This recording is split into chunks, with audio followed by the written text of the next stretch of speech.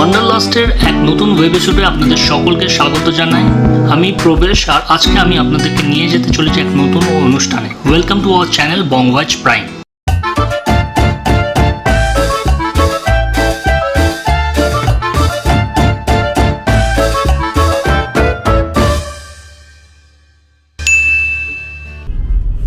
প্রায় অনেক দিন ধরে আমরা ভিডিও কিছু দিইনি ওয়ান্ডারলুস্টে।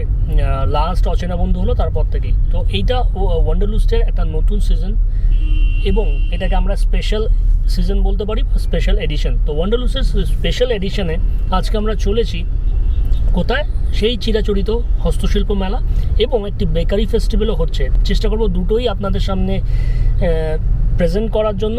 এই বেকারি ফেস্টিভ্যালটা চলছে সিসি 1 এবং সিসি 2-তে, এবং সেটি চলবে অলমোস্ট 25 তারিখ অবধি। আই থিঙ্ক বড়দিনের সব কেক নিয়ে হাজির সেই সিসি 1-এ এবং সিসি 2-তে।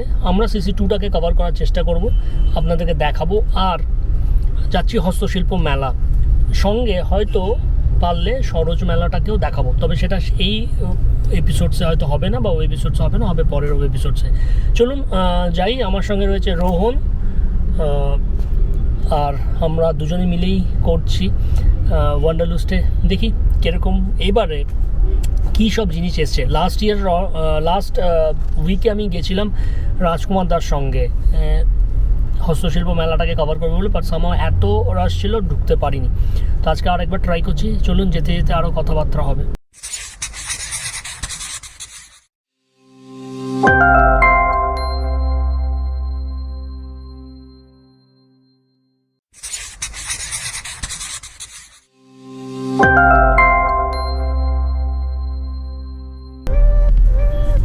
বন্ধুরা, যতক্ষণ আমরা পৌঁছই এই হস্তশিল্প মেলা যেটা হচ্ছে দুটো জায়গাতে, একটা সরস মেলা চলছে সেটা নিউটন মেলা প্রাঙ্গণে, আরেকটা চলছে আপনাদের আগে ইকো পার্কে হতো, সেটাই বেটার ছিল। কেন এবার ওরা অন্য জায়গাতে করলো? অন্য জায়গাটা হচ্ছে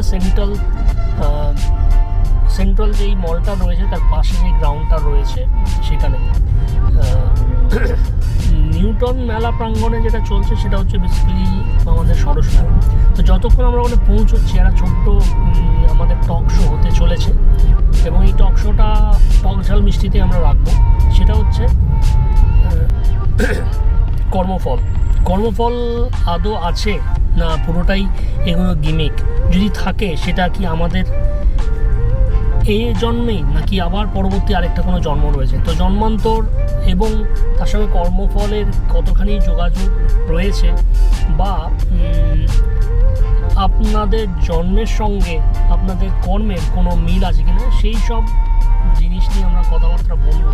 এরকম একটা এপিসোড আমরা করতে চলেছি, একটা সরব পডকাস্ট বলতে পারেন, বা জাস্ট একটা টক শো মতন।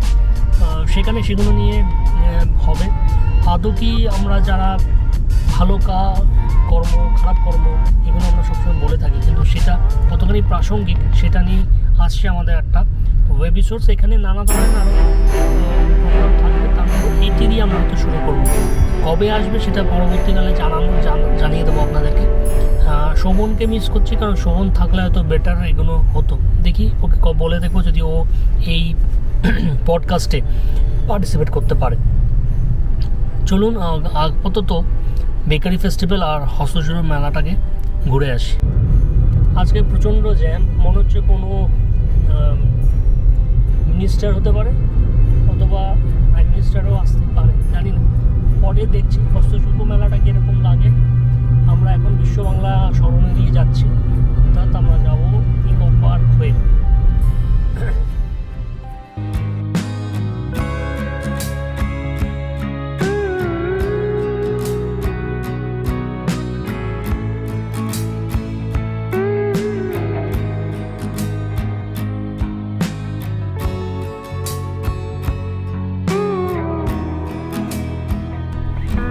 অনেক কষ্ট করে আসলাম, লাস্ট উইকে আসলেই ভালো ছিল। রাজকুমারটা বললো, কিন্তু গাড়ি থামাতে পারিনি। যেটা হলো হস্তশিল্প মেলাটা চলে গেছে। আমরা এখন পাশে সরস মেলাটা যাই, কী করা যায়? গত বছর সরস মেলা করেছিলাম, এবারে সরস মেলা করে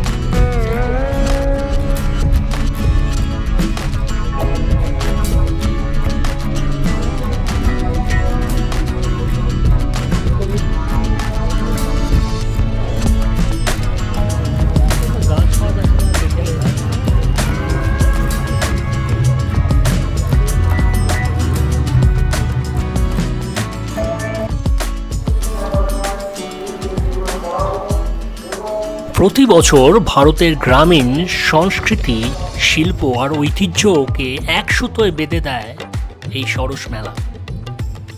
দেশের নানা প্রান্ত থেকে আসা দক্ষ কারিগরেরা এখানে তুলে ধরেন তাদের হাতের তৈরি শিল্পকর্ম। প্রতিটি জিনিসের মধ্যেই লুকিয়ে থাকে শতাব্দী প্রাচীন ঐতিহ্য, পরিশ্রম আর আত্মার ছোঁয়া। এবার আসি কিছু সাংস্কৃতিক অনুষ্ঠানের দিকে।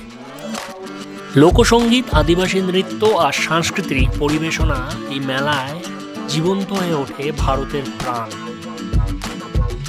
পরিবার, শিশু, শিল্পী আর দর্শকদের মিলনে সরস মেলা হয়ে ওঠে আনন্দ আর সংযোগের এক মিলন ক্ষেত্র। আমাদের শেষ ওয়ান্ডারলুস্টের এপিসোড যেটি হয়েছিল সেটি হয়েছিল অগাস্টের হস্তশিল্প মেলা। এবার আমরা হস্তশিল্প মেলা তো আবার হলো এই সেন্ট্রাল মেলা প্রাঙ্গণে, সেটা দেখাতে পারলাম না, কিন্তু এই সরস মেলা দিয়েই আমাদের দ্বিতীয় এপিসোড বা ওই এপিসোডটা দেখালাম।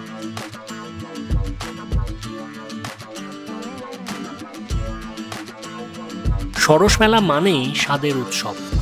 গ্রামের ঘরোয়া রান্না থেকে শুরু করে রাজ্যের নিজস্ব বিশদ পদ সব একই ছাদের তলায়। कल से शुरू हुआ ना ये? जी कल से शुरू हुआ तो जी कल से। যাকে দেখলেন তার কিন্তু বার্থডে ছিল না। অ্যাকচুয়ালি আমরা এখানে দাঁড়িয়েছিলাম দার্জিলিংয়ের একটি কাউন্টারে, আর সেখান থেকে যে ব্লুবেরি এই পেস্ট্রিটা খেলাম, এবং রোহন কি বলছে সেটা শুনে নিই। কেন খাচ্ছিস? ভালো, খেতে ভালো। কেক নর্মালি যে কেকের মতো হয় না, ওরকম না, মোটামুটি ভালোই।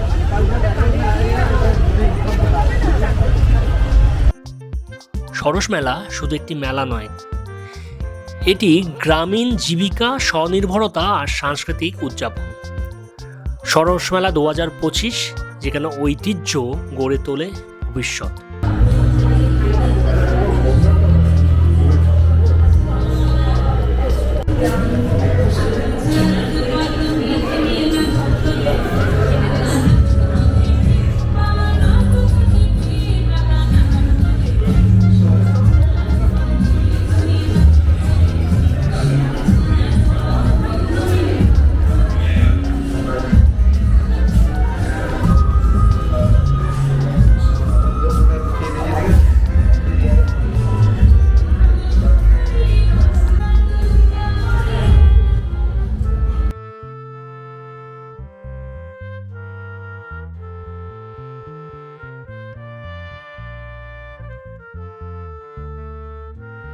তো বন্ধুরা, হয়ে গেল সরস মেলা।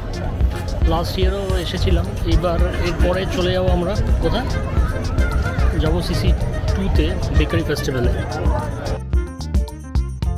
বন্ধুরা, আমরা পৌঁছে গেলাম CC2-তে, চলছে বেকারি ফেস্টিভ্যাল। যদিও এটা আপনারা যখন দেখছেন তখন অলরেডি কেকের পার্বণ বলতে পারেন, কেক খাওয়া হয়ে গেছে, বাট তবুও যেটা ছিল আমাদের এপিসোডটা আগে পাবলিশ করবো ভাবে ঠিক করেছিলাম, বাট সামও একটু দেরি হয়ে যায়। তো এটা চলেছিল CC2-তে। CC2-তে প্রতিবারই এই ধরনের বেকারি ফেস্টিভ্যাল হয়, এবারও তাই এসেছিল।